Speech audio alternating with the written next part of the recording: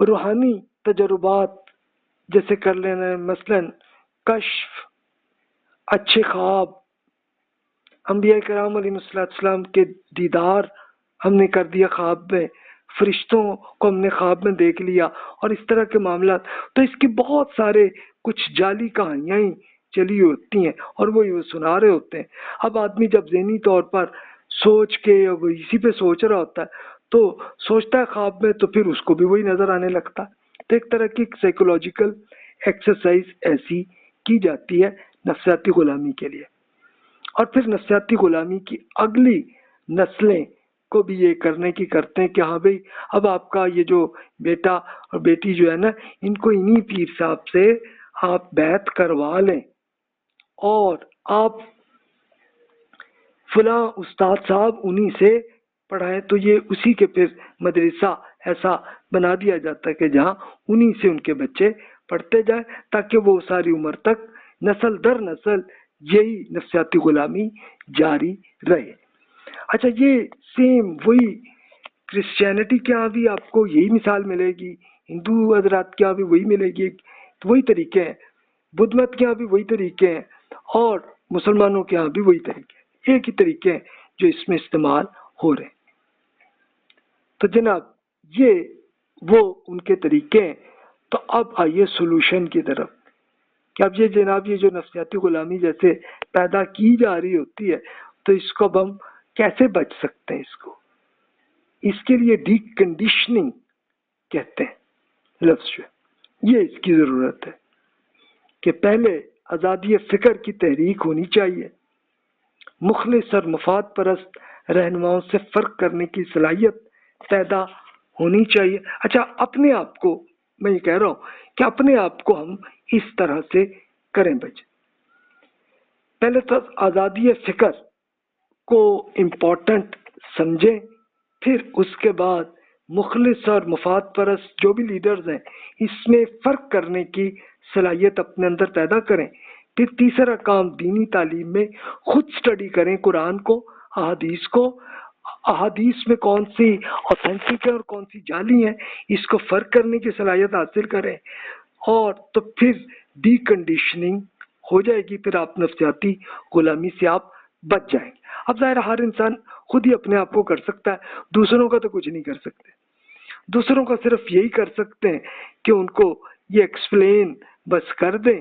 اب وہ مان جائے تو وہ پھر بچ جائیں گے، اور نہیں تو پھر وہ اسی نفسیاتی غلامی میں وہ صاحب رہیں گے. تو آئیے اس کے لیے کچھ ایگزامپلس میں آپ سے شیئر کرتا ہوں.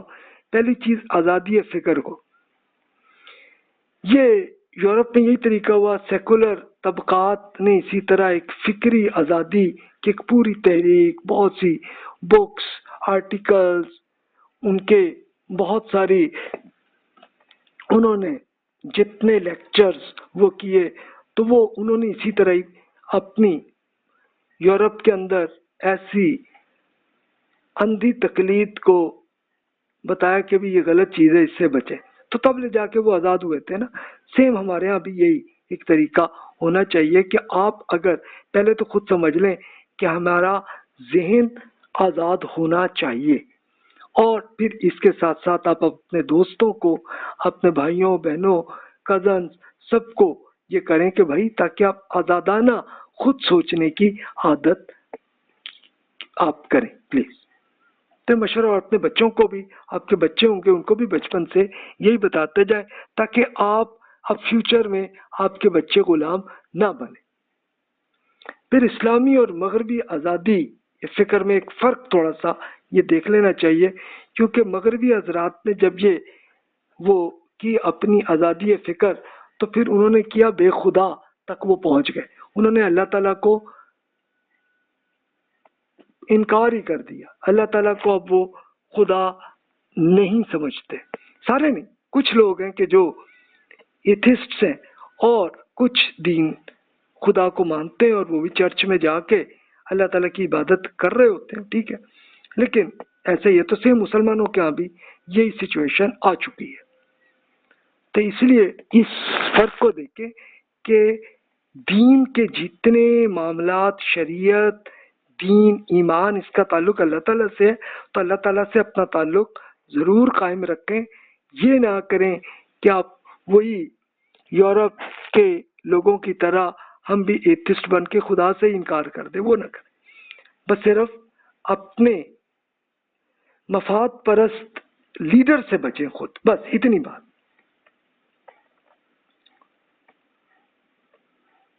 اب اس کے لیے یہ میں اس میں عرض کروں گا کہ کیا ہمیں کرنا چاہیے کہ کوئی قانون قرآن اور سنت کے بجائے کسی مجتہد کی ذاتی اجتہاد پر بنائے یا یہ قرآن اور سنت میں اللہ اور اس کے رسول کا کوئی حکم ہے. یہ ضرور چیک کر لیں.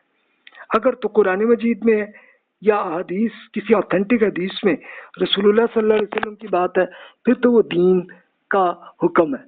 لیکن اگر کسی اسکالر نے کوئی بات ارشاد فرمائی ہے تو پھر ان سے پوچھیں کہ سر یہ کس بیس پہ آپ فرما رہے ہیں, ریزنز کیا.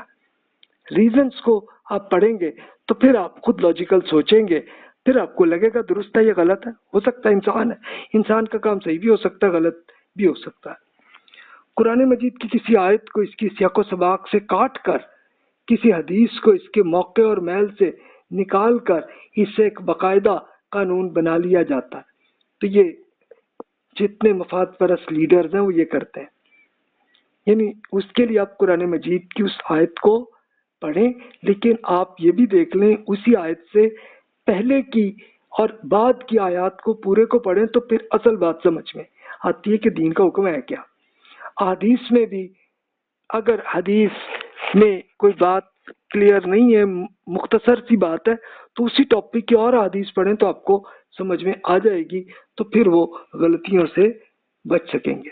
تو لوگ اس طرح کے ایک پروپیگنڈا کے طور پر ایسی حرکتیں بھی کرتے ہیں. اب وہی ایگزامپل نفسیاتی غلامی کے طور پر ہی یہ کہا جاتا ہے کہ نہیں جی آپ کو چاہیے کہ بالکل وہی معاملہ ہونا چاہیے کہ جو حضرت موسیٰ اور خضر علیہ السلام کا جیسا ہے. یعنی وہ قرآن مجید میں ذکر ہے نا کہ حضرت موسیٰ علیہ السلام خضر علیہ السلام سے ملنے گئے تھے تو خضر علیہ السلام نے یہی کہا تھا کہ بھائی جو بھی عمل ہو تو اس میں آپ کوئی سوال نہ کیجیے گا.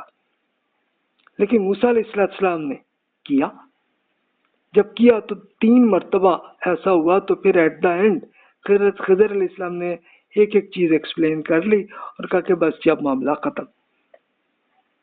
تو اب وہ یہ بات قرآن مجید میں اور قرآن مجید میں یہاں معاملہ چل رہا تھا اللہ تعالیٰ کے نبی اور رسول کا ایک فرشتے کے ساتھ, وہاں معاملہ تھا. لیکن یہ لوگ کیا کرتے ہیں اسی سیاق و سباق سے کاٹ کے اس کا تعلق لے لیتے ہیں. یہ تمہیں اس طرح چلنا ہے کہ جیسے موسیٰ علیہ السلام خضر علیہ السلام سے چلے تھے تو ایسے ہی تم پیر صاحب سے ایسے ہی بس معاملے کچھ کرو.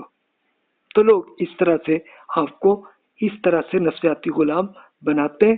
تو یہ مس یوز ہے قرآن کی آیات کو. احادیث میں بھی ایسا کیا جاتا ہے.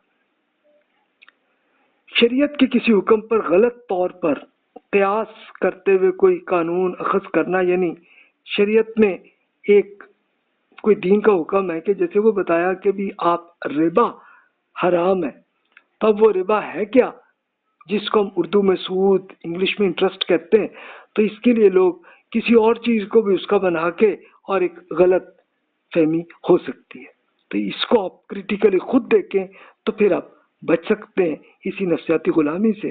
اور رسول اللہ صلی اللہ علیہ وسلم کی حدیث کی بجائے کسی فقہا کی کسی آراء پر لے کے قانون بنا لیں تو یہ نہ کریں, بلکہ حدیث کی بیسس پہ آپ اسکالرس کی بنیاد کو لے کے اس کو لے جا کے آپ ری چیک کریں, تو پھر آپ کی نفسیاتی غلامی سے آپ بچ سکتے ہیں.